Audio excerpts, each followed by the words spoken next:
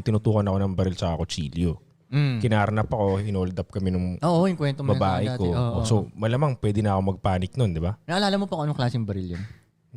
Siguro maliit 45. Tapos yung isa mahabang kutsilyo na ganito. Gulat ka Medyo nung laki nakakatakot ng Armalite, no? Paano niya natago? Medyo hindi pa kasya dun sa kotse. Hindi nakagano. So anyway, tapos natutukan ka ng baril. Oo. So relax pa rin naman ako. Okay. Hindi ako nagpanic eh. Naghanap pa nga ako ng kotse dun. Okay, pagbaba ko, pinababa ko yung babae ko kasi na-stuck siya eh. Tapos yung carnapper, dumaan na siya dito sa gitna, pumunta siya sa driver's side. Di na sila bumaba eh. Doon na sila sa gitna ng kotse umano. Kasi pumikot ako, pagbaba ko, kinuha ko yung babae ko. Tara na, ayaw niya bumaba kasi parang na-stuck up siya. Hawak niya yung laptop niya. Kinuha pa nga yung laptop sa kanya. Pagbaba, tinignan ko kung saan dumaan yung kotse ko.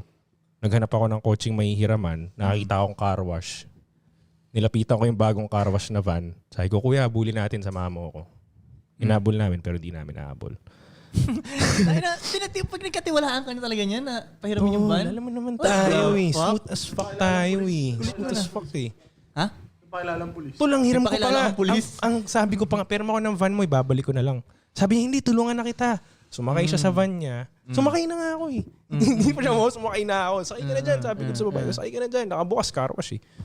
Okay, kung ngayon, siya na nag-drive. Kung ngayon ba, habulin mo pa? Oo naman. Ah, talaga?